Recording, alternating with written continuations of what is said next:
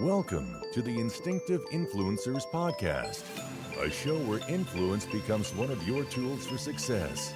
Now, here are your hosts, Brian Weber and Ed Haley. Hi, I'm Brian. And I am Ed. And this is the Instinctive Influencers podcast. Ed, how are you, my friend? I'm fired up and ready to record. I have been anxiously waiting to get back on the air while you were enjoying a vacation. Yeah, I'm still considered on vacation right now because I'm still on leave, but in a sense, yeah, what you're talking about, yeah. We visited Disney World and Nice. oh my goodness, wow, that place is out of control. But when I say out of control, I mean taking all the money out of my wallet or bank account, whatever you want to. But other than that, though, my kids had a great time, man. And I can tell you that at 40 years old, I felt like a kid at times when I was there. Matter of fact, I wanted to bring this up. I had a picture with a particular character, and you seem to not be able to differentiate between who the character was and myself. You want to tell them what that character was? Was it Simba? No, I'm pretty sure it was Goofy, my friend. I don't right on recall this, Facebook. Brian. I would. I do. Oh, I do. Because you made my wife laugh, and everybody else that was around me. And then also Rick Williams chimed in too. So, but yeah, no, I purposely actually got pictures of Goofy. Hold on. I think he chimed in. It was Dumbo, wasn't it? Oh yeah, that was that part too. Oh my goodness, man, you guys are killing me, bro. Like coming at me like this, you know what I'm saying? So I will share that the time we went, the picture I took that everybody gave me the same heat that I gave you was with King Louie. Do you know who King Louie is? Yeah. From Jungle Book. I took the picture with the orangutan and I put my arms out like his, and I took many heat rounds for that. Like many. Who was throwing them at you? Who's slinging them? Them siblings of mine who just always are abusive to me anyway. But yeah. Oh yeah. That's insane, man. Well, I'll tell you what, keep coming at me, man. You can get a discount on these hands, 2 for 1. I'll tell you. Actually, you are fired up. You must be home. I feel great. Yeah, man. It's nice to be home, be with the family. It's like recharging those batteries. You know what it's like, man.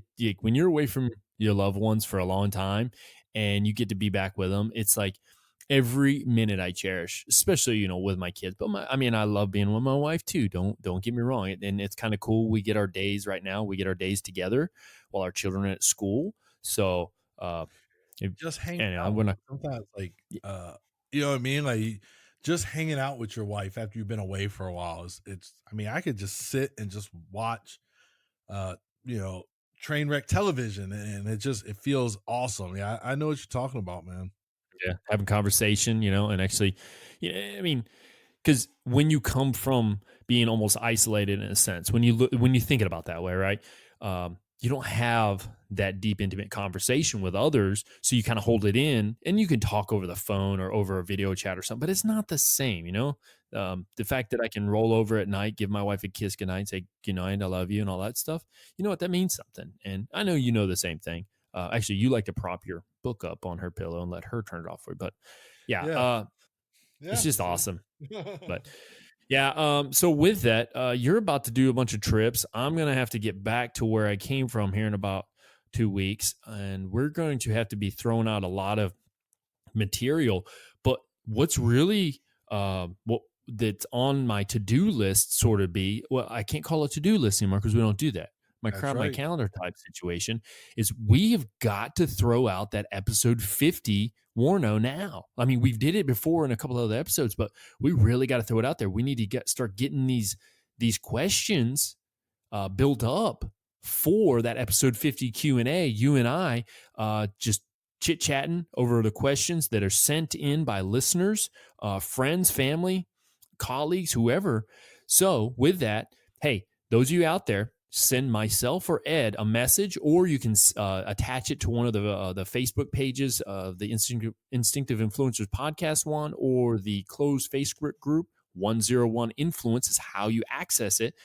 But throw those questions, and we want to, have a deep discussion on things that people want answered. What are you thinking about this? Yeah, and and I know there's questions out there, and we want to read them and do them on the podcast. If you don't want your name said, and say, hey, here's my question, but I don't want to really attach a name to it, whatever. But I mean, if we don't get questions, Brian, it's gonna be a short episode. Yeah, maybe a 2-minute episode. Who knows? Yeah. Yeah. We've already got some things built up. I just wanted to, I really want to gather as much as possible and try to feed off that, because there may be two different people that have a same sort of question, if we can kind of answer those together. So there's possibilities are open. And I'm actually going to talk to what you talked about. I'm going to talk to a couple people to see about getting those pre-recordings done that we already talked about. But we're going to try to really open it up and just throw. I mean, it doesn't have to be. It could be on leadership. It could be on team building. It could be on group dynamics. It could be. I mean, it could be on communication skills. I mean, it could be on relationship building. It could be on the fact that Ed likes weightlifting and I like CrossFit, and we can debate that, whatever. What was that? All right, I didn't say anything. As long as you're doing some kind of fitness, I'm not knocking you. Absolutely, I prefer, man. Natural, like lift rocks and heavy things, not do pretend pull-ups. I do real pull-ups. I can't really do the kipping. I just can't. I don't have the rhythm for it, so I do regular ones, whatever. But with that, we talk about the questions and asking. So one of the things that was brought to my attention, and I was talking with my wife one day, and she's like, actually she mentioned it today too. She's like, I kind of know what you mean by AAR, and you know what you mean by AAR. But do you think your audience all knows what it means when you and Ed are talking about AARs? And I'm like, man, that really makes sense. We got to explain this, man. We got to dig deep into it. And maybe we're going to have to go old school on them, Ed. Go back to our instructor days and kind of teach a lesson in discussion format on after action reviews. What are you thinking? I think that that's a good idea. And now I'm going to put you on the spot, because we did not discuss this, but so you're back from Disney, right? Right. So, I mean, we could kind of probably reference your trip a little bit, what were you supposed to do? You can use that as your concrete experience for the episode. I think it's a good idea. And we've both been to Disney, so.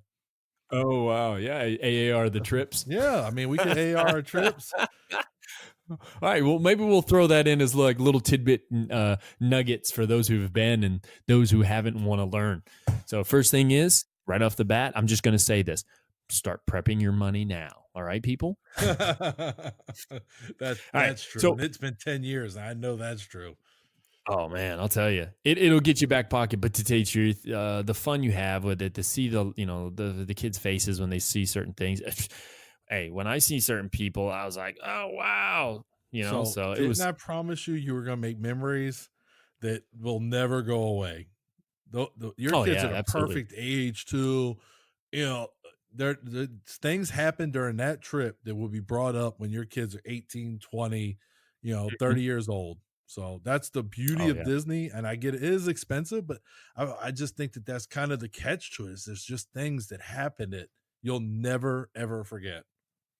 Oh yeah. It was the price is worth it. It was funny on the travel down. So we went with my father-in-law and mother-in-law. They went with us because they'd wanted to go again. And, they're getting older and they don't feel like the trips are going to be as easy to take as they get older.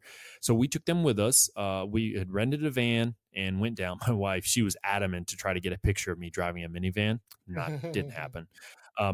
But we went down together, and on the way down, he'd asked me a question, and the question was, so what is it that you really want to experience, see, do, whatever while you're there? And my answer to him was, and it's the fat kid in me, I can't wait to eat all the different types of foods because the restaurants are freaking amazing, man. Like, it was one morning, no joke, and obviously we're kind of dabbling into the events before we get into the AAR piece of everything. But we had breakfast, and it's basically like eggs Benedict, but instead of having like a normal meat, it was lobster. And I was like, oh my goodness, because I'm from New England. That's what we like up there. Oh, man. Yeah, that just Lobster. sounds yummy. It was so good. But that's kind of what I told him. I said, because I had already previewed all the menu items prior to going, because you can look at everything. So I was like already building up, hey, I want this. I want to do this. I want to get some of this food and that food. And it was just, they had have you ever had an Impossible Burger? No. So it's this plant-based, and I guess supposedly it was originally built in a laboratory to figure out it's this burger. I'm no joking. When I started eating it, the very first one I started eating, I was like, oh my goodness, because I'm allergic to red meat and mammals and whatnot, eating mammal meat. And I started eating it and I thought, this has to be beef. It tastes so good, right?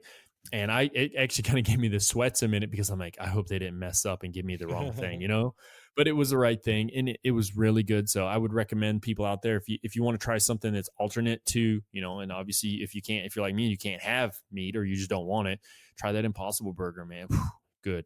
Hey, we got to get after it, man. We got to talk about this after action review. So let's look at it. So what we're going to do is we're going to talk about what it is, and then we're going to go through the different steps of what's required to conduct an after action review. And what we have is we actually pulled up what's considered an old manual. It's no longer used technically. This is actually an older one. Now there's different ways to go about it, but it's called A Leader's Guide to an After Action Review. Basically, the chapters 1 through 5 is the after action review. So it basically talks about it. Then planning the after action review, preparing for the after action review, conducting the after action review, and then follow up using the results of the after action review. All right. But we're going to go right through this, and we're going to kind of help you, the listeners, understand what it is. And you know what's funny, Ed? You and I have both spent a great deal of time in the service. Have you ever got to a point where you've been in long enough to where you thought somebody knew what they were supposed to do and how to conduct it, but then you noticed that's not quite right? Yeah, I have. And then there's been times when I thought I knew what I was doing, and come to find out it wasn't quite the correct method or way of doing something. So yeah, just because you've been around a long time, you move around different organizations, different positions. So yeah, I've seen it. You see it quite a bit, especially young leaders, young lieutenants, young sergeants. Mm-hmm. You see it a lot. Absolutely. And I say this because I was glad you brought up the whole idea that sometimes you even notice, you had noticed you weren't doing things right. I can tell you, and we often bring this up because we use our lifelong learning lessons to help display what we understand and know now. But I use the fact that when I went to the academy to become an instructor, to teach this, and to help young soldiers learn how to give, to do many things as a leader, but one, to do a proper after action review. I actually learned that I was doing some things wrong during mine, because we would ask questions within it, and we'll hit upon those questions of what the questions really should be and what they really shouldn't be. Because we would used to ask certain questions, you're like, yeah, you're not really supposed to do it that way, because you're not going to get good feedback. So that's what I wanted to say, because I not only have I noticed other people kind of messing it up a little bit, but even myself. And this was, you think about it, went to the academy. I was almost 16 years in. So I've been doing things wrong for quite a while. So you can teach an old dog new tricks. All right. So with this, an after action review is a professional discussion of an event focused on performance standards that enables soldiers to discover for themselves what happened, why it happened, and how to sustain strengths and improve on weaknesses. It is a tool leaders and units can use to get maximum benefit from every mission or task. Now, we can interchange the words like always. We've always done this before. It doesn't have to be enable soldiers or units. It could be to enable employees, enable civilians, enable team members. And it doesn't have to be units. It could be companies, corporations, small businesses. It doesn't matter what it is. It's just the fact that we're going to go over this, and we'll use those words often interchangeable. Yes. With that very first part, what are you thinking? Well, I mean, big thing is it is interchangeable. I never really thought of that as being an interchangeable thing. So I've never thought about like, wow, in the civilian sector, you could really use this, right? Like you can improve an organization through conducting these after action reviews and use them as improvement tools. Now in the military, yeah, I see it. I know it's an excellent tool for us, but I've never thought about it outside of our realm, Brian. Yeah. And the crazy thing is you could even use it in your family. You can use it as maybe an event you did, like going to Disney World, That's like you what I said, said.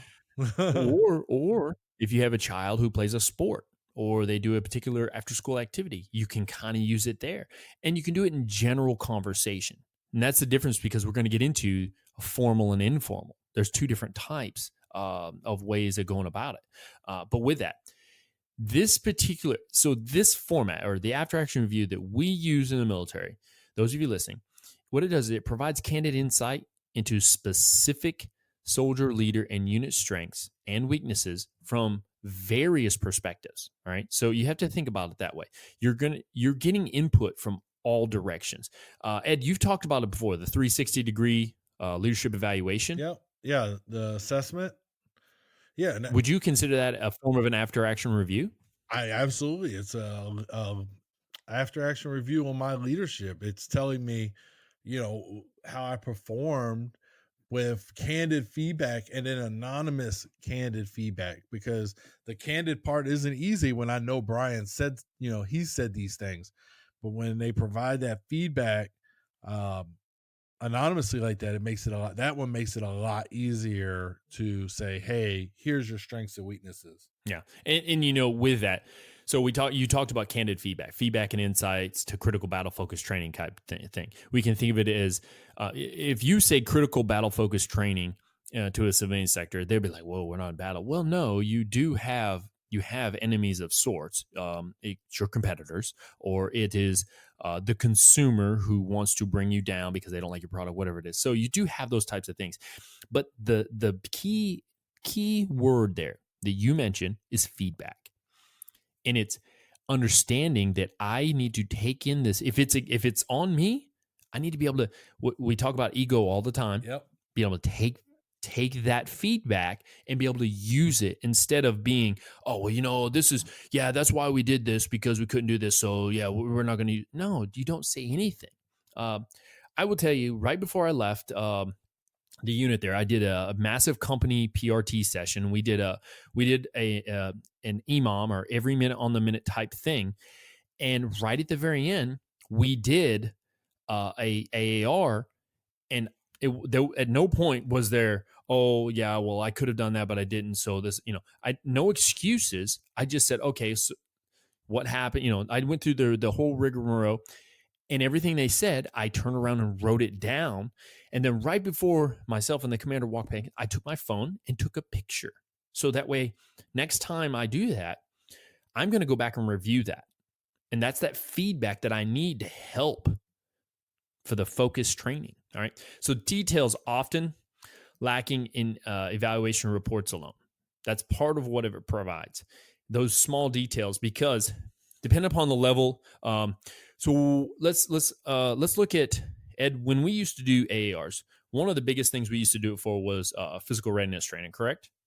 Yeah, we used to do it every day, twice a day, right? Like each soldier had to conduct one, and then you may even conduct one for the entire session, so maybe even 3 times. Yeah.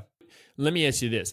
Do you think our soldiers at the time, that they would get more out of if it was just, say, for instance, use the instructor and them as a one-on-one discussing it, or that they may get more feedback or they may get more to take in from it if it's the whole group setting?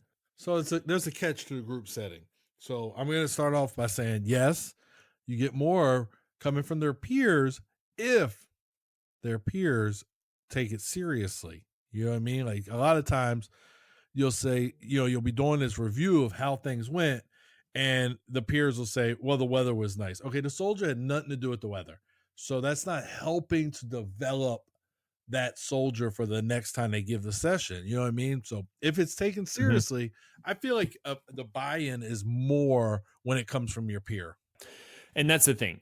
We really have to look at it as sometimes you can receive more as a peer than as if so if a senior is saying it, you kind of feel like they're almost like not belittling you, but they're basically pinging out all your wrongs, and you don't really hear the rights as much. Absolutely. Or maybe it's the opposite. Maybe they're just praising too much, and it's like, whoa, stop praising. I need to know what I need to do to become better, right? And that's, I mean, shoot, when people get promotions, you just made, just recently, not too long ago, you were selected for the Master Sergeant list, and one of the things they do after that, when those results came out, they publish an AAR for individuals to know where they may be not meeting the mark.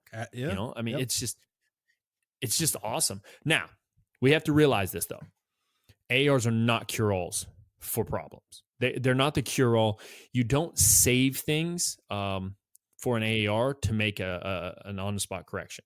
Leaders must still make on-the-spot corrections and take responsibility for whatever it is that their training or the soldiers or civilians are doing, or what the organization is doing. You still have to make those, because think about it this way. An AAR is not going to save a life when it's a high-risk type environment. So we really have to look at that way too. So you remember that. However, AARs are a key part of the process of conducting any event. They are so key.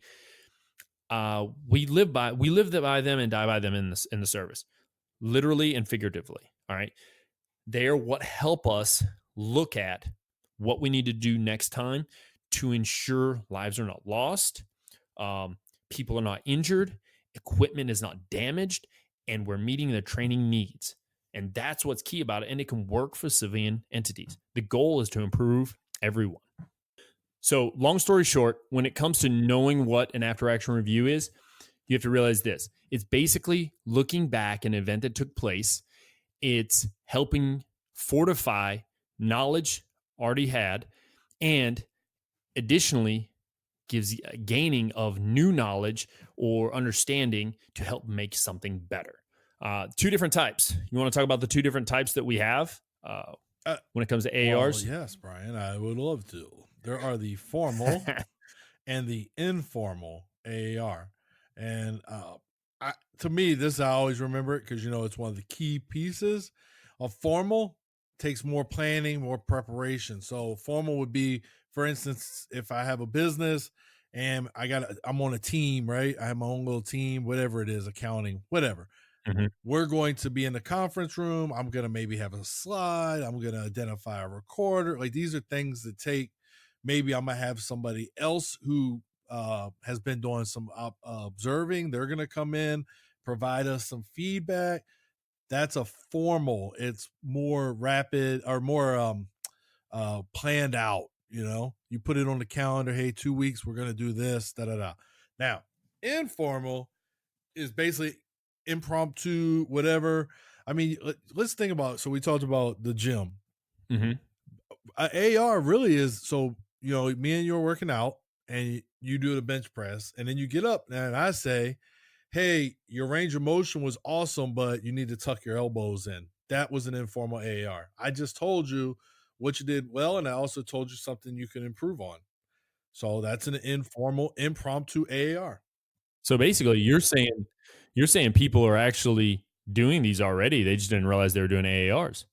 Yeah. Hey, when you go on a trip and you say, I'm not taking that route again because that area was just ridiculous. The bridge from Virginia into Maryland, we call it the Mixing Bowl. Oh, traffic is so bad there. I think next time we go to DC, we're going to catch the train. So we just said what was bad and how we're going to fix it the next time. That's somebody doing an AAR without knowing they're doing an AAR. Absolutely. Well, what we do is we're going to go into now is basically how it's conducted, from the get-go all the way through the follow-up. And it's the steps are the planning, preparing, conducting, and then the follow-up. To maximize the effectiveness of the AARs, though, leaders should plan and rehearse before the training actually begins. All right. So after action review planning is a routine part of any type of unit training that we do. But at the same time, it can also, let's say somebody's trying to meet a new project goal, or they're conducting a new project within a civilian entity. they can actually plan for it there also. So plan for an AAR that you're going to conduct it. Just even that small piece of saying, hey, we're going to conduct an AAR.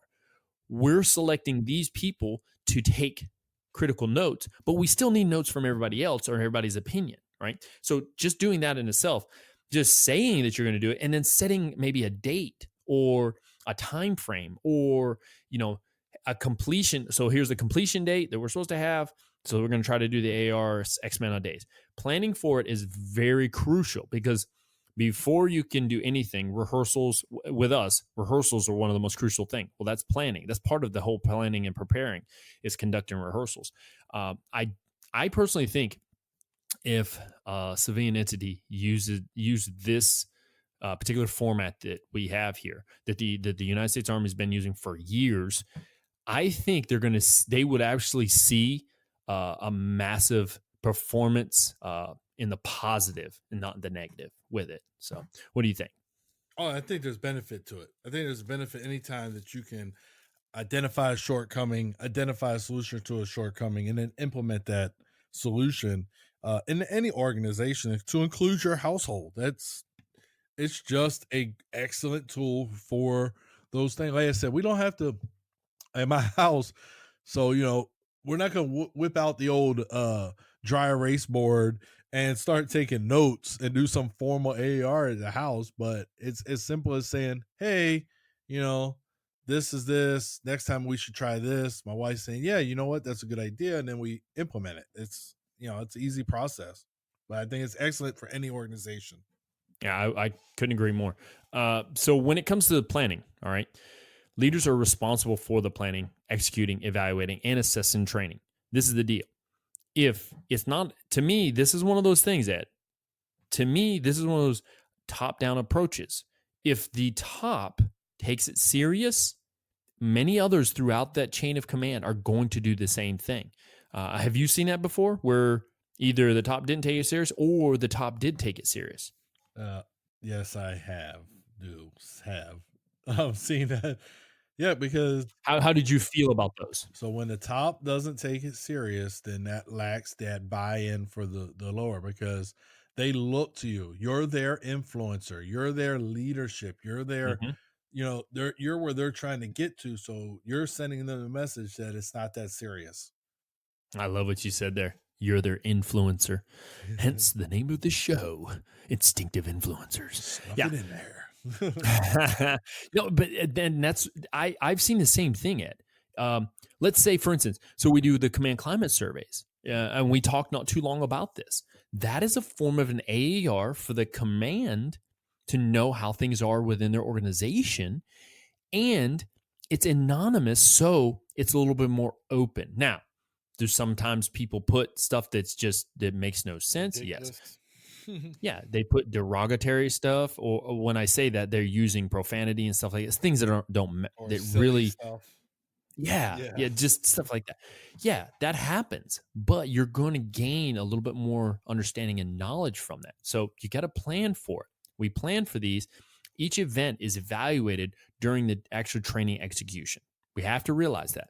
So when we're planning it, we have to know that, hey, there are certain elements to this that we need conducted by all leaders of the chain of command. It's continuous and used to provide immediate feedback on training proficiency. All right. So the unit undergoing the evaluation plan resources and conducts internal evaluations. They not only do you have those who are watching it, right? Right. So you'll have a select crew of people. We call them OCs within the Army. Yep. Observers. Observers, exactly. And those are the individuals who they basically kind of walk around. They have no part in the actual thing. Their sole job is to pay attention to what's going on. And those help us basically understand because they have no part. They have no skin in the game. So you have to select those and make sure they're trained, qualified OCs. That's a key piece. Now, if they don't understand what the task is, and they don't understand what your standard operation procedures is, then they're not going to be able to properly evaluate according to that. Now, and when I say standard operating procedures, SOP, we'll refer to the rest of the time as SOPs, but they're going to use that as their guide. Now, if we differentiate a little bit from the SOP, what we're really doing is we're saying, hey, maybe the SOP doesn't work here. This is what we did, and we're going to update our SOP later. And organizations can do that too, right? You have to also identify when the ARs will occur. Now, do we have to wait to the end, Ed, to do just an AR?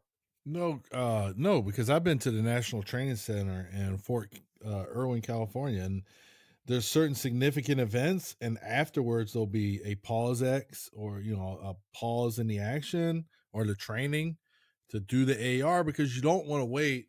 So what I did this Monday, you can't have an AR with me next Monday, because I'm gonna tell you, I'm not remembering any of it. So you want to do it as close as possible to the actual event to get that extra feedback and understanding. And if possible, I'm gonna tell you, so for the National Training Center, you usually do it near where whatever the event was. So if we're doing a convoy, you usually do it near the convoy route, or you use what we call a sand table, which is basically a big model of the route, so that we can visualize, which we've talked about before. Mm-hmm. We can visualize what we're talking about when we're going over our after action review. And that's probably why it's key that those who are the OCs are taking good notes, but leaders need to be doing it at the same time, right? So if they're noticing something else, and it can be discussed as they conduct the ARs. One of the other things, and I don't know, it's always hard to select the right audience in certain instances, but determining who will actually attend the ARs. What are your thoughts on that when it comes to selecting those individuals? Well, I mean, you want people who are involved in whatever you're doing the AR for. You know what I mean? Like, so if we're talking convoy operations, do I want my aviators there unless they were providing some kind of air support or air cover, or dust off, which is the medevac? Then they probably don't need to be a part of that. Like, it's not their thing. If I'm AR in a motor pool, right, and the mechanics performance in a task, do I want the dining facility staff there? Probably not. Wasting their time, and they're not really adding anything to it. So what you want to make sure the people that are there are people who have some kind of, as you like to say, skin in the game. Absolutely. And because then they can add to it, right? Absolutely. Yeah, I couldn't agree more. One of the key things I find that, because much like any type of civilian entity, with the Army, it's constantly got to be revolving. It can never stop. It always has to be going, kind of thing, right? So one of the other key elements that I like to throw in there when it comes to identifying who will attend is, let's just say you have a company, and in that company you have 5 platoons, and within each one of those platoons you have 4 squads. Now, if you did the rough estimate, you're looking at a large number of people, lots of voices. So what I like to tell them to do is, I need you to, at the leaders level, conduct your own little AARs and then bring that feedback to the major AAR, right? What that does is that kind of helps a lot of the mumble, the chatter, or just too much stuff being thrown out there. And not everyone's going to get to listen, or somebody's going to be distracted, and half the audience is distracted. So there can be a lot of things that kind of interfere with it. So sometimes it's nice to go ahead and plan for, in this planning phase, is say, listen, once the event's over, you're going to have X amount of days to conduct a mini AR within your platoon, your section, your squad, whatever it is. And then the key leaders are going to bring that material with them. The only problem I have with that, Ed, that I've ever had, was I want to make sure that my leaders understand that the information they receive from their juniors within their within that entity that they have, they need to bring that with them. Not, well, that wasn't that important, I don't know, because it could be something very critical and important. Do you kind of see where I'm going with that? So I can't believe this is going to happen. I see where you're going, but I don't necessarily agree. I hate to say it, because I really want to have my junior guys there, because one, I want them to see how an AR works, and I want them to understand their voices being heard, because that's really the key to ensuring that senior leader doesn't minimize what they're saying. You know what I mean? So if Private Schmugatelli really feels strongly that, hey, the gun truck in front of me wasn't using effective fields of fire, well, yeah, all right, we got that. That's not a big deal. Now it's not put out there, but Schmugatelli hears that question and you give him a response to it, then you get that buy-in from him and you're training future leaders. So I know why you say it, because you can't have a tent. Yeah. You have your AR in this tent and you can't have 300 people in this tent. But I at the same time, I think you got to figure out a kind of a medium ground, because those juniors got to be involved, I think. Oh, yeah, you know what? And I agree with you to that point. I guess my way of seeing it is just slightly different from yours, and we conduct AARs a little bit different here and there. And there's no like particular way that you have to say, all right, everybody's there, or just exclude these people. And that's a good point. Is that, you know, we see that and we're able to identify maybe where our shortcomings are. You can AAR your AAR. Who knows? Yeah.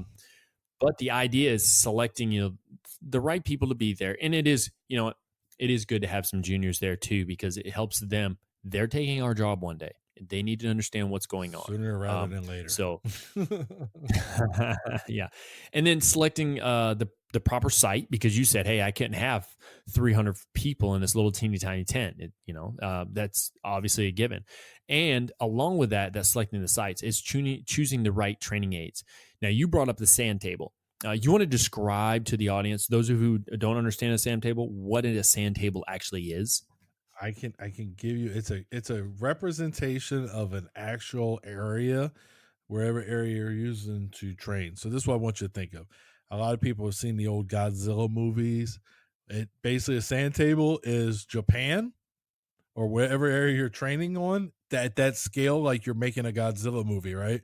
It's just a representation, something to let you say, okay, that is MSR Tampa or Supply Route Tampa. That's a Supply Route Pluto, and it runs right here. And this right here is this camp. And that way, when you're giving your AR and you're saying, hey, as the convoy moved through this choke point at MSR Tampa, I noticed that we let it bottleneck us or get us, crowded in. I can see now, oh yeah, I can see where that would happen. I remember that. You know what I mean? So that's all it is, just a graphic representation. Yeah. And to tell you the truth, like, so one of the things I like better about a sand table than, like, say, PowerPoint slides or just a map on the board, it helps kind of jog your memory too, because when you're seeing these little, because it's a mini model of the area you're training in or working in, when you're seeing it go through and people are saying they're moving little vehicles or they're placing people in certain areas, it helps you revisualize what you've seen and heard and did within your organization. So I find that the sand table is one of the better ways to go about things. Now, how do we do a sand table for, let's say, a major logistics company? Well, I don't quite know off the top of my head, but I would say that there's probably ways to go about it to build like some type of sand table, maybe showing pathways of movement of materials or equipment or whatever it is, or the trucking scheme of going in and out of a major distribution center. It's just the ideas are unlimited on how we do it, but it is key. And then go ahead. I'm sorry. I think depending on your problem set, like you mentioned the trucking routes. Well, maybe our problem is that we're having a bottleneck of trucks when we're trying to get them loaded and get them out as quickly as possible. So you could do a sand table of, the back loading dock area and the road leading into it and try to figure those things out. So, I mean, and it's a good tool for you to be like, okay, so if we do this is the flow in, this is the flow out. Mm-hmm. Oh no, that's not going to work. All right, what about this? So it lets you adjust those things. So it really depends on your problem set, but I think you could use this in certain instances in a civilian sector as part of an AR. Absolutely. I like that idea when you just said like showing the traffic flow in and out too. I mean, I can only imagine in some places like the traffic nightmare things can be. So if you had a smaller scaled down version of it to show people, it will help kind of, because some people think in words, some people think in pictures. And to me, I like to see a visualization, I'd be able to visualize, actually see what it's supposed to look like, because then it helps me through the process. So with that, that's where we go with about planning. So all those elements have to be taken in, and now we have to prepare for it. We have to prepare for the actual AAR. We're not even in conducting yet. We're still back at, we just finished planning. Now we're going to prepare for it. So we have to, one of the key things is we have to review training objectives, the orders, the medal, the doctrine. Medal is the mission essential task list, or basically it's the things that your unit is supposed to be capable of doing. I mentioned early the SOP. They have to be able to review that. They want to review this beforehand because, to tell you the truth, Ed, do you have time to understand how to do the bend and reach properly in the front of a formation while you're evaluating, or do you need to review it so you understood what you were looking for? I have to review it, and then the last thing for preparation, I'm going to rehearse it myself in the mirror to make sure I understand what right looks like. So yeah. Okay, so you're putting Definitely yourself don't in have their time. situation then, and to help Oh, you yeah. understand their situation. Okay, that's good. Identify key events. Key events. When we think about key events, what we want to say is like there's culminating events that meet the overall mark. So, for instance, I would consider that waypoints to me. Say, okay, we have to do this to be able to do this. We have to be able to do this, and then there's a bunch of little subtasks to get those major events done. So we have to be able to identify those, and that can be found within the objectives, the orders, the SOP, or doctrine. Observe the training and take notes. So there's usually training beforehand. If you're able to observe their train up before the actual thing, you can do so. But sometimes you don't have time to do such a thing. So it's understanding what's supposed to go on. Collect observations from other OCs. So part of it is be able to say, all right, so, and this is part of planning and preparing, is saying, all right, we're going to be conducting the AR on this time frame. Us as OCs, we need to be able to get together around this time frame to kind of bounce off. So they're almost conducting a small AAR in a sense amongst themselves about the organization they observed. And that helps. Well, yeah, I saw this. Well, I didn't see this. No, I saw. And then Jim over here says, oh yeah, I saw this. They actually did do that. It was just on this side. You were around the other way, so that helps them identify, because you don't want to go into an AAR with a bunch of, well, you didn't do this, you didn't do this, you didn't do it.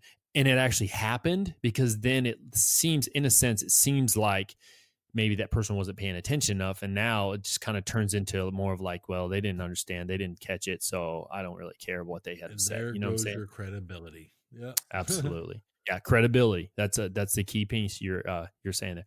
Prepare the AR site. When it comes to this, now we talked about informal and we have formal. When we're going through these steps, this is more geared towards a formal. In informal, you don't really have to prepare an AR site. But when it comes to preparing a formal AR site, what's something you think you would look for, Ed, when doing that? So for me, let's think about we used to do a lot of field training. I'm looking for like some fallen trees maybe, or some ground suitable for the soldiers to take off their helmet, get comfortable, and sit down. Mm-hmm. So I'm looking for like a small clearing, something like that. So when we talk about business, okay, I'm not doing the AR in a crowded break room. You know what I mean? Like, I'm not going to talk over people. So that's when you're looking at, okay, what conference room is available? Or if I have a small team, we can come in my office. And, a guy once told me, when you make people comfortable in your office, they're more apt to share more and talk more. They're not going to try to cut the AR short. So maybe I have a few little donuts or refreshments, Krispy Kreme in my office, or something like that. But we do it in my office. So those are the things I'm looking for. I want them to be comfortable and set an environment where they're not feeling like they need to rush to get out of here. So I'm gonna talk about something earlier. You just mentioned Krispy Kreme. I've been taking a note out of Jocko's book, and I've been staying away from donuts. And man, is it so tough, because you just mentioned Krispy Kreme, and I just seen they're coming out with like a Reese's form of their donut, where it's like in the middle, it's like a chocolate on top. It's like a regular donut. In the middle is like a peanut butter type mix, and then a chocolate on top. And it's literally like, it's supposed to be their Reese's donut. Oh my goodness, man. I may have to try that and then provide them with some AR comments on their website. Absolutely, man. It's just, you said that and it made me automatically go there. Like, I literally have been thinking about it since the day I seen it. I'm like, I can't be eating these donuts, trying to lose some, trying to gets smaller a little bit. All right, so the final part of this area of the preparing is rehearsals. I mentioned it earlier. We do rehearsals to help us become proficient. One of the things that makes rehearsals work for an AAR is this. You don't want people talking over each other, right? So understanding who's going to talk about what points and bring it up helps. So when those OCs, they have that discussion on the points when basically they talk about their notes, they can also hash out who's going to talk about what, who's going to be the focal point for everyone to kind of focus in on and to pay attention to. If we have an AAR and I have 5 or 6 different people there that are constantly interjecting, I'm going to get confused. Who's in charge, right? 2, it's also going to seem more chaotic. So if we rehearse, all right, so Ed, you're going to take the initial part of going from point A to point B. Joe over here, you're going to take from B to C. I'm going to go ahead and do C to D, and then we're going to have Schmuckatelli. You're going to do the rest of it, all right? And what it allows us to, and it allows us to break it up into small chunks too, all right? Now, that doesn't mean that somebody can't talk within that area because it almost like kind of like pulls away from the knowledge of the person that's supposed to be speaking, or pulls away from what the authority, and so to speak. At the same time, you want to put in your information you can, but that's why you had that meeting beforehand to talk about it. So you can speak for the person. And then if somebody has a question, say, well, what do you mean by that? Then that person probably could speak up, say, but it's best to kind of perform a rehearsal. I'm telling you right now, rehearsals. That's one of the things we used to tell our guys all the time, when Ed. That's one thing I've always heard the Bearded Ninja say all the time. Rehearsal. Remember when we were going through the course, and you'd be sitting at your desk working on your class, and he was like, you got to get up and rehearse. You got to get up in the seat, rehearse. Yeah. And they even used to, I think we used to give like 2 days of just, for their final block of instruction, they were given 2 days of just rehearsals. And, the ones that take advantage of rehearsal time did well. The ones that didn't, they were, middle of the pack, mediocre performances. So, yeah. Rehearsals. I'll go back to, we've talked about this before, Ed, where we talked about like an initial, when we got there to what we called ABIC at the time, Army Basic Instructor course, and now it's completely changed. But basically, the course taught us to be better instructors, and they gave us the material, and they gave us one binder, and then they point over and say, all right, all those binders on that shelf, you have to learn all that stuff. And you were thinking the same thing I was, which was, you want me to learn all of that? Like, this is too much. There's no way. Yeah, exactly. Right. So one of the key things that I picked up on, and like you said, the Bearded Ninja, he was kind of like that guy. He constantly said it. When I first sat there and I'd read the material to prepare for it, I didn't feel like I grasped it as much as once I stood up and I actually tried to rehearse going through the class. I felt more confident when I actually gave the class. And basically, the rehearsal is a confidence builder, so to speak. How did you particularly feel about it? Yeah, I always kind of look at things and say, when I rehearse, I looked at an opportunity. So in the beginning, I was kind of skeptical. I was like, not really wanting to rehearse. I don't know these people. But then as I progressed at the academy and I started to rehearse more and more, I noticed my confidence in the classroom went up. I noticed my scores on my evals were going up. So that's when the buy-in happened. I was like, yeah, this is how it should be. Exactly. All right. So with that, we're going to jump into what is considered conducting an after-action review. All right. What we do have to remember is an AAR is a dynamic, candid, professional discussion for training, which focuses on unit performance against the Army standards in our career field. Obviously, it could be against whatever standards you're doing it in for the tasks being trained. Everyone can and should participate if they have an insight, observation, or questions which will help the unit identify and correct deficiencies or maintain strengths. So what I read there, that's coming straight out of this manual. It kind of, I think that almost set up parameters of exactly where you and I talked about who should be in the attendance. It set up those parameters for us where I was saying, hey, I just want them to do their own, and then the key leaders. And then you said, hey, no, everyone can be a part of it. It actually says basically everyone can and should. So everyone can and should participate if they have an insight or an observation or questions, right? But I mean, that really helps kind of set the tone there. And then also remember, an AR is not a critique. No one, regardless of rank or position or strength of personality, has all of the information or answers. After action reviews maximize training benefits or the event basically helps maximize it by allowing people, regardless of their rank or position, to learn from each other. That's what's key. That we talk about all the time. Lifelong learning. It works for you all the time. That's the whole point behind it.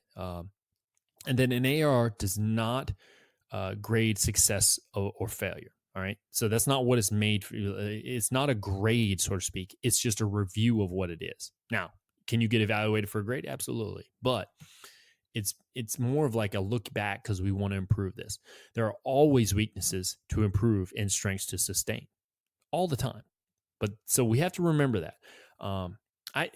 I've noticed this before, and you probably did too, Ed. People's feelings get hurt sometimes during ARs. Yeah, but I've also seen ARs become critiques, and not that as a critique, it's not effective either. But yeah, people do, because we all want to not check our ego, and when we don't have our ego in check, that's when we get offended. For me, I want you to tell me. In fact, I don't really want to hear the good stuff, to be honest with you, Brian. I'd rather hear some of the negative stuff for me personally as Ed, so I know what I need to work on. You know what I mean? Like, yeah, I know we're supposed to say the good, but I'm just saying, me personally as a person, I prefer the bad. Oh, absolutely. Yeah. But that's because you're wanting to improve. You know where your good points are. But sometimes, and that's the thing, Ed, I find that like sometimes we don't know our strength until somebody mentions it to us too. Right. I can just a point about it. You are a people person, even though you constantly told me, oh, I'm not a people person, right? But I also told you people are attracted to you because of your personality. You have an attractive personality.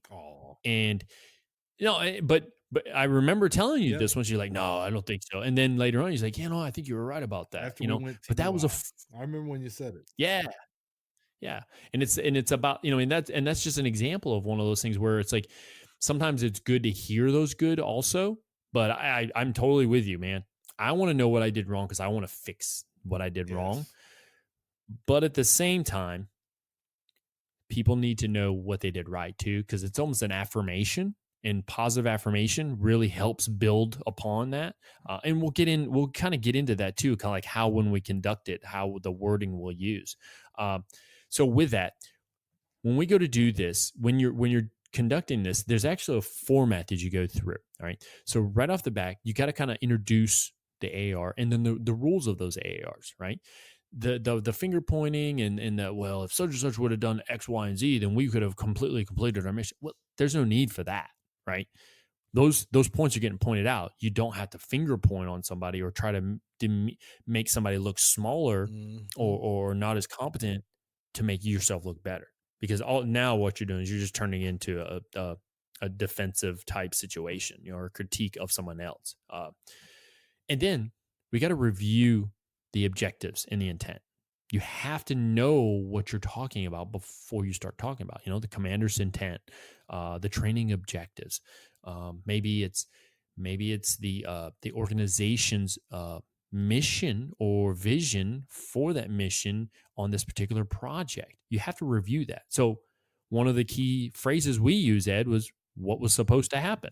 Right.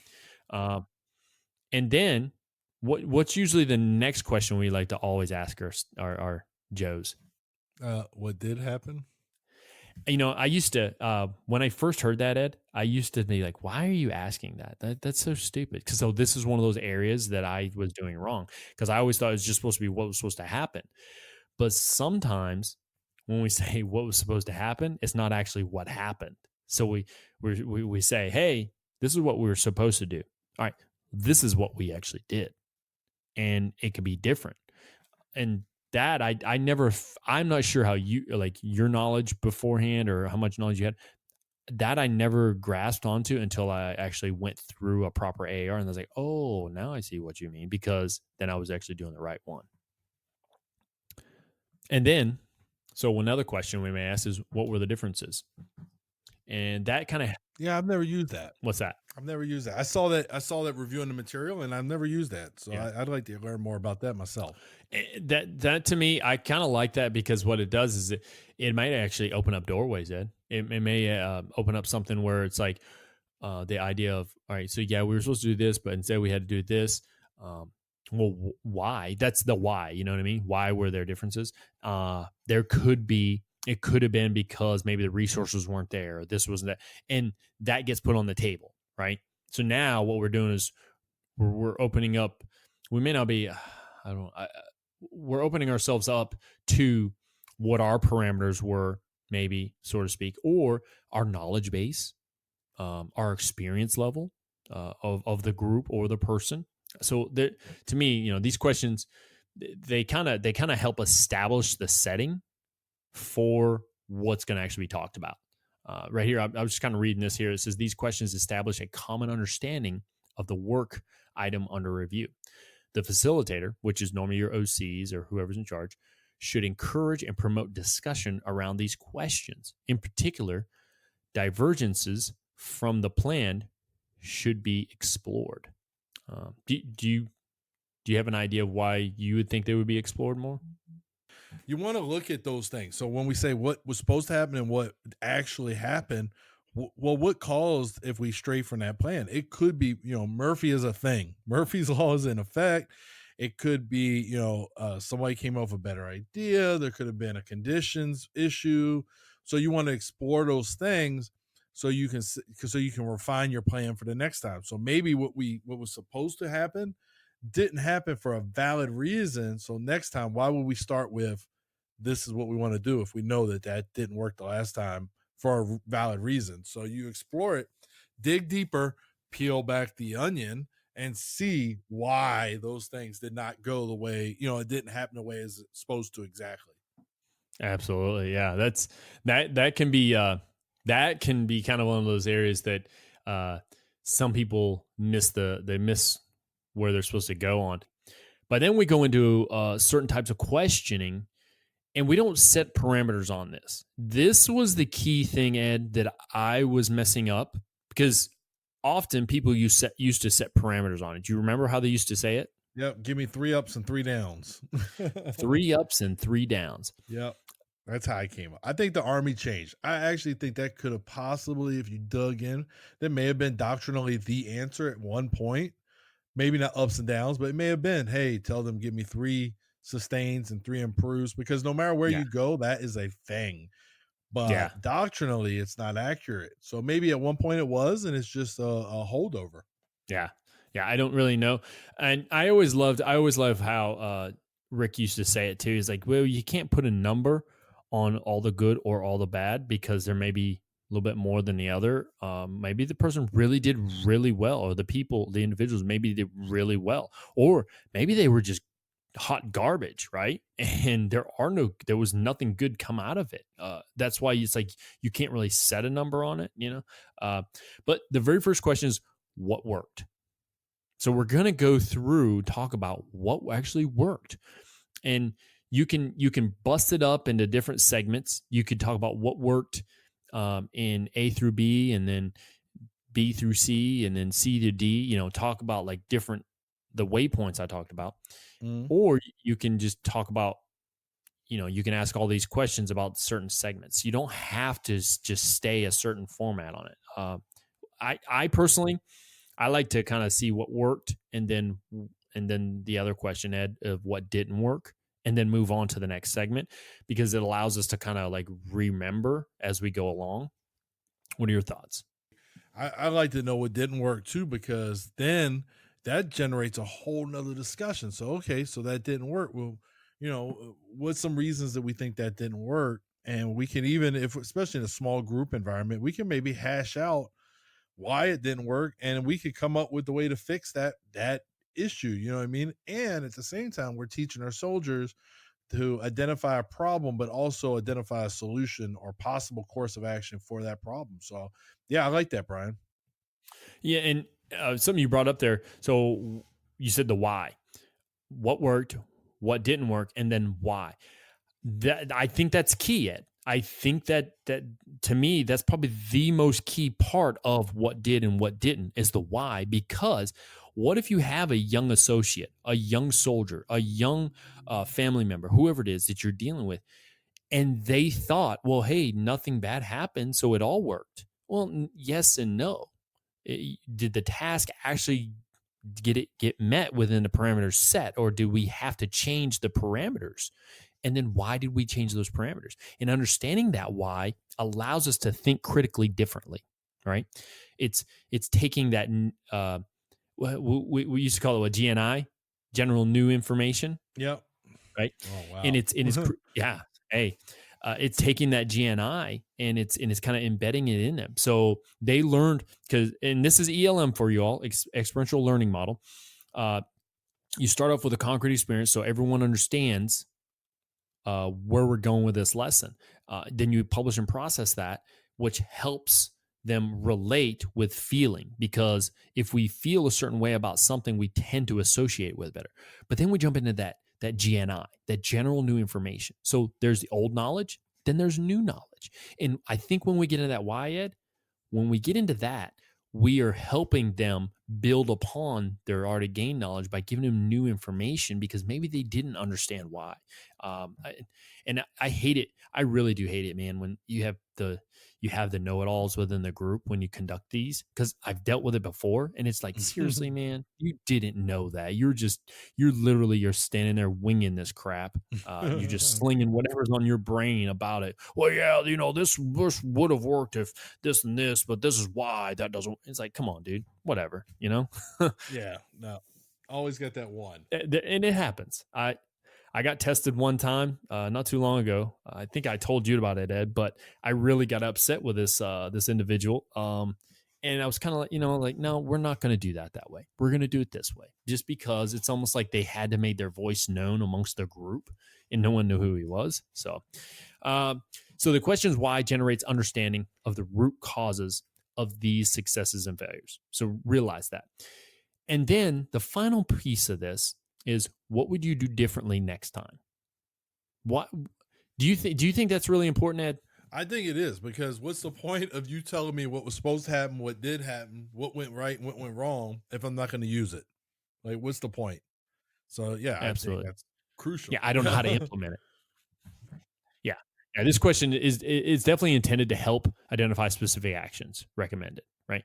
Because if you're telling me this is what went right, then I know to do that again. But if you're telling me this is what didn't work, and I know why, I should be able to say, hey, this is what I'm going to do next time to help fix this issue, right? The facilitator asks the team members for crisp and clear, achievable and future-oriented recommendations.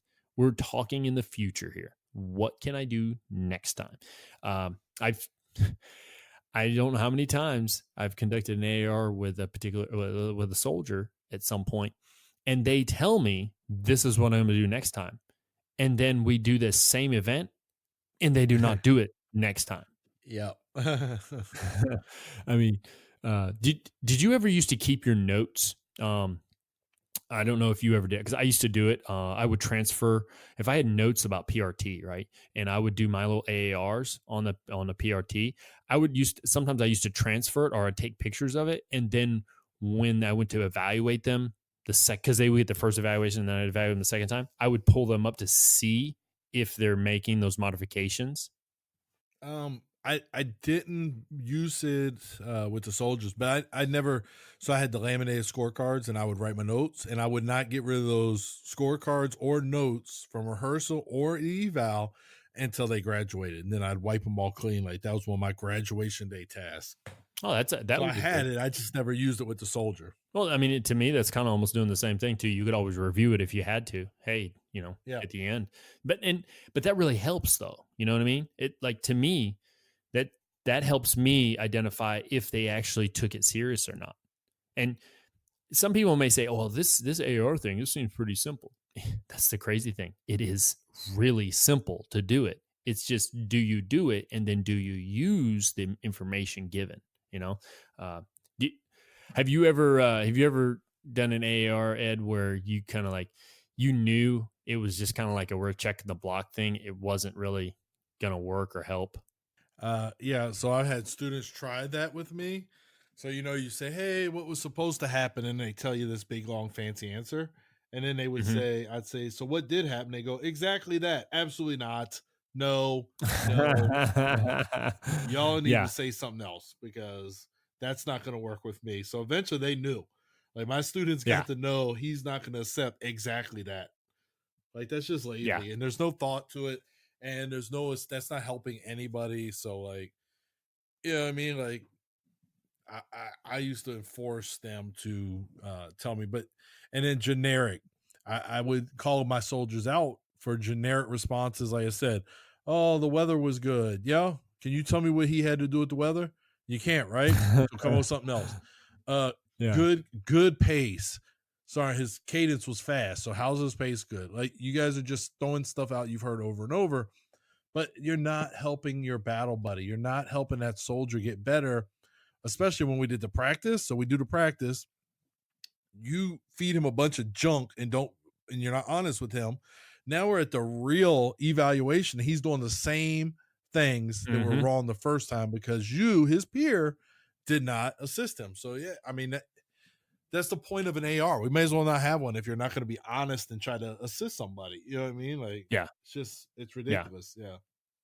Absolutely. Yeah, it's funny you said you talked about the exactly that one. I've had that happen. I had that happen to me too. You know, it's the same. It's the same all the time, and it's weird how like you have classes that'll do it, and then classes that didn't, and then they'll do it again. It's like, how does this just keep coming back? You know, it's almost like somebody's teaching them to say this. But I somebody said exactly that, and I I looked over at them and I said, "What is that?" And then they had to recite everything that that they did, and I was like, "Oh, that wasn't that tough, was it?"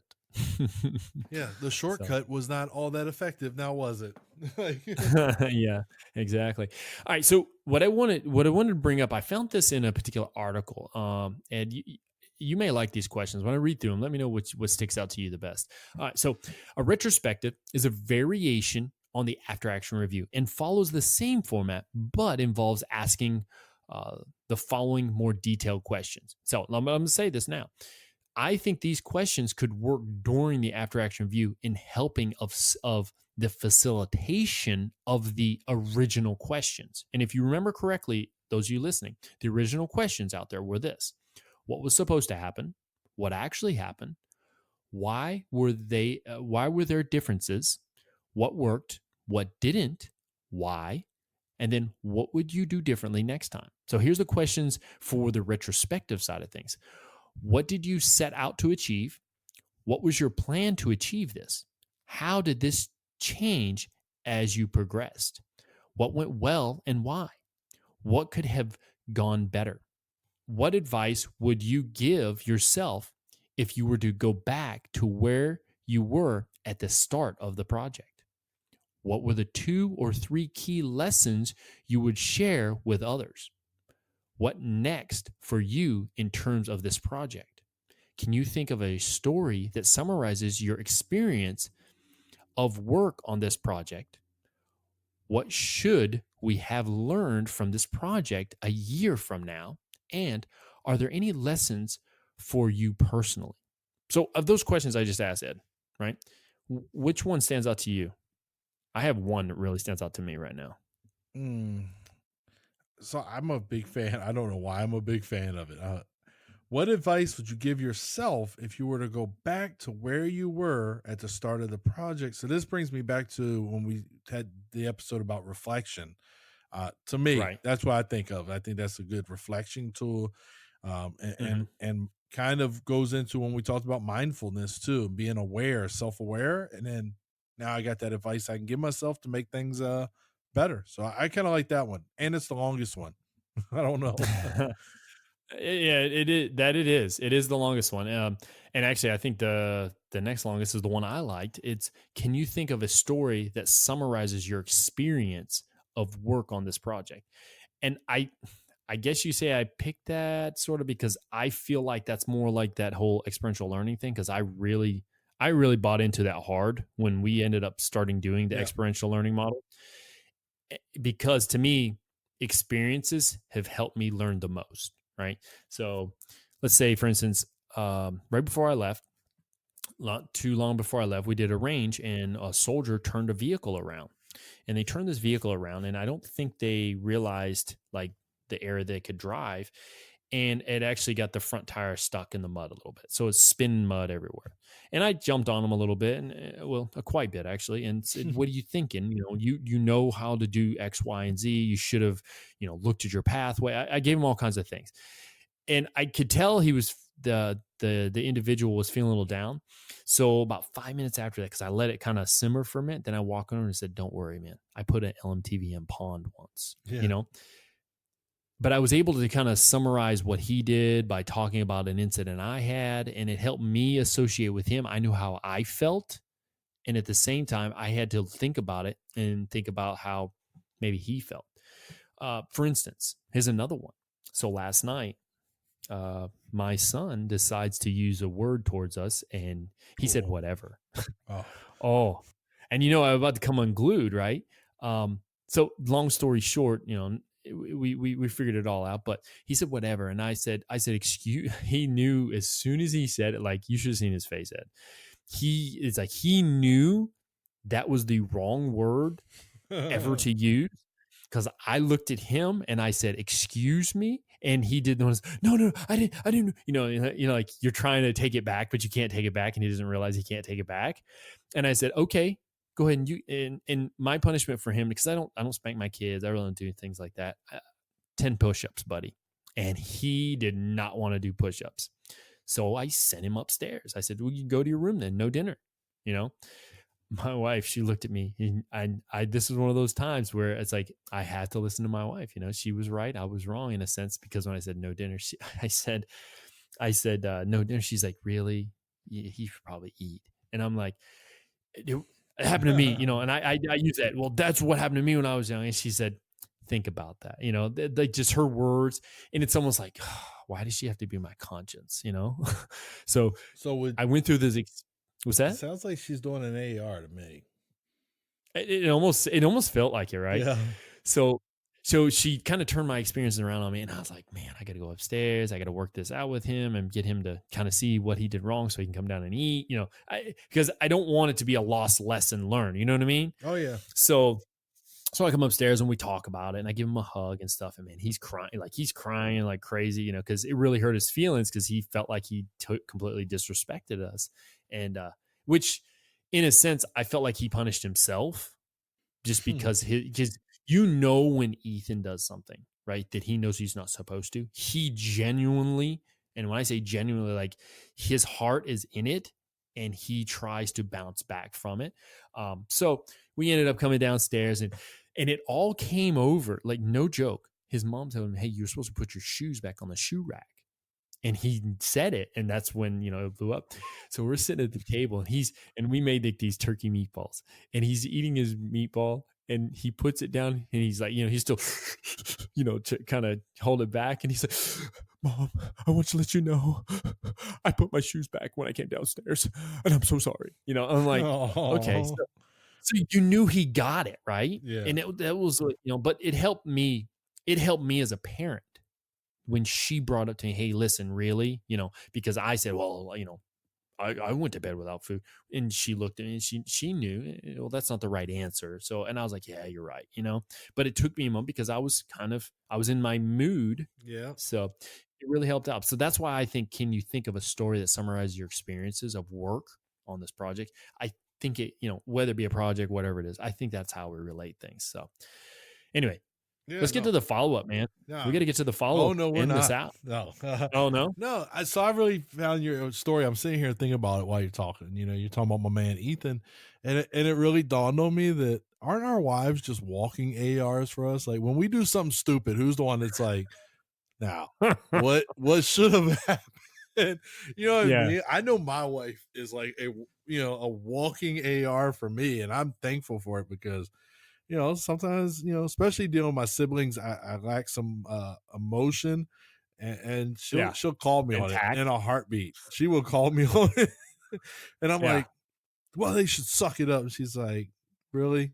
Yeah. Is that what you really believe? And it's like, well, Yeah. you know what I mean? Like, so it's just weird. I that's kind of funny. Your story made me think, why is Yeah. walking, just add it to the list of things they do for us. Walking AARs. Their awesomeness is they are an AAR Yeah. for us. Yeah. Nah, man. You know what though? I'm glad because when you say that, I could probably go back to so many different things in life that I've changed things because it was brought to my attention. And who better to bring it to your attention than your spouse, right? I mean, Oh yeah. that's the person you've committed to for life that you love, that's supposed to be that person, right? Yep. Obviously, you and I, we're candid, we're honest with each other. We know how to talk to each other. We're good friends, but there are just some things we don't talk about, right? Or we don't discuss or we don't pick at because we don't know if that's too sensitive or not. But our spouse, they can pretty much say anything. And get away with it. Yeah, especially if they've been married to you more than 10 years of your military career. Just saying. Those of you service members out there know exactly what we're talking about. Yeah, no, it is, man. I'm glad you brought that up. That's awesome. Yeah. So let's talk about the follow up now.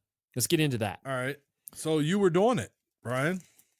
So you talk about how you were writing down these things, and then when the student got up there the next time, you would pull it out there and you'd look at it.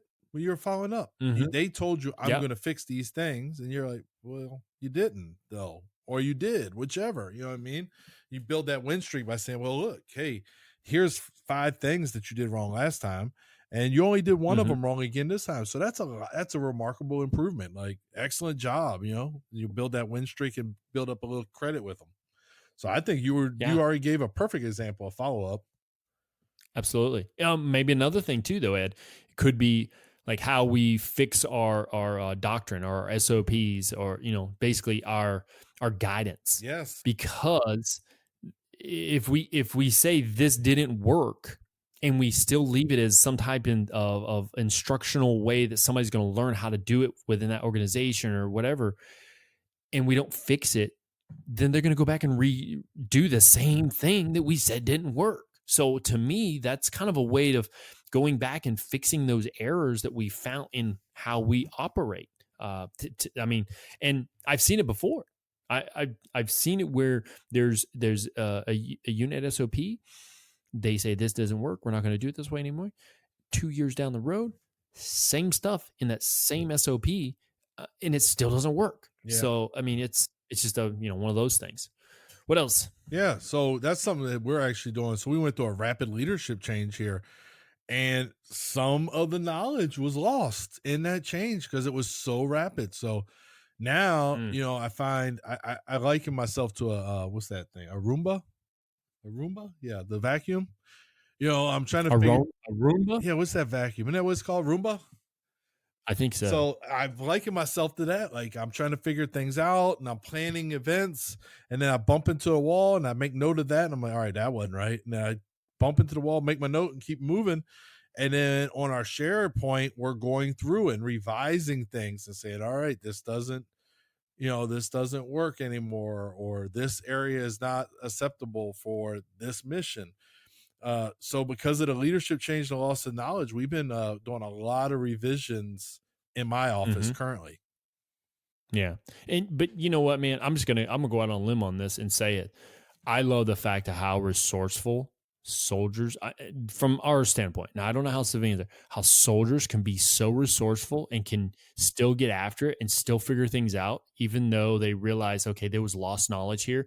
We're going to regain this. And exactly what you're saying is that happens. It doesn't happen all the time, but that happens. Yep. And it just, I'm baffled sometimes of how well, and I've told that to the group of individuals, the hardworking individuals of my company, of how I am just in awe of their ability to we have such a large turnover, but they can pick up that ball and continue running even if they don't know it's the right direction. And somehow they get the right direction, you know? Yeah. So, Yeah.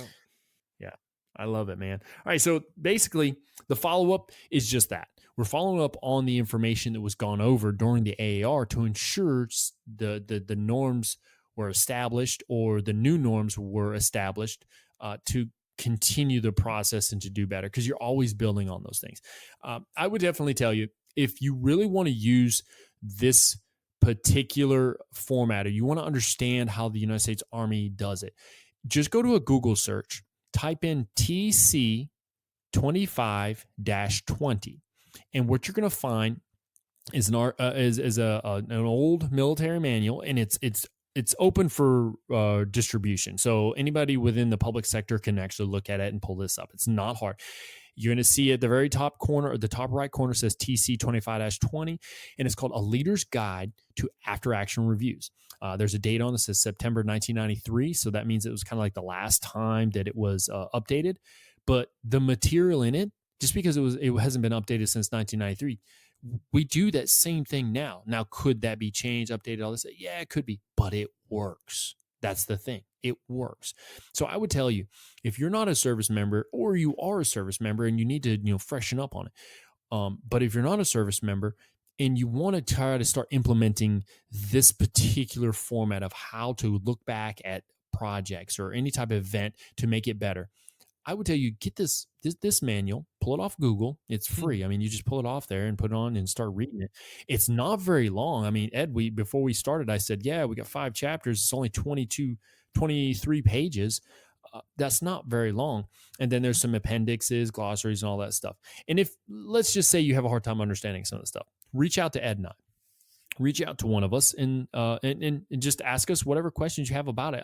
We're not saying we're experts at it, but I think we're pretty proficient in it, and because we've done it for quite a while, and we actually had to teach it at a leadership school. And you don't just teach things because you supposedly know it. You have to be taught. It's kind of like a recurrent event.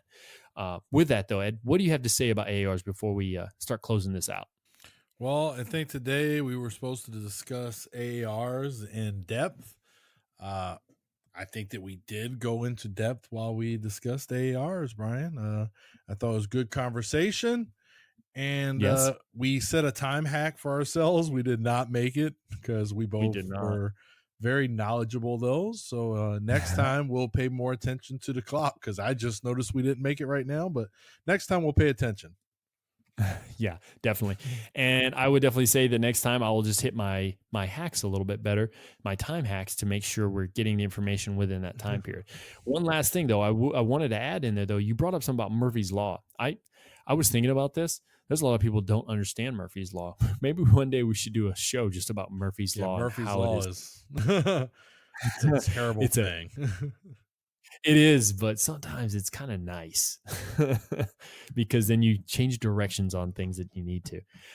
But with that, hey, man, I don't have a whole lot more. Do you have anything else you want to bring up before we close this down? We need some questions. Let them be thought-provoking, especially if you address them to Brian. I fully support addressing questions directly to Brian if they are challenging or math-related.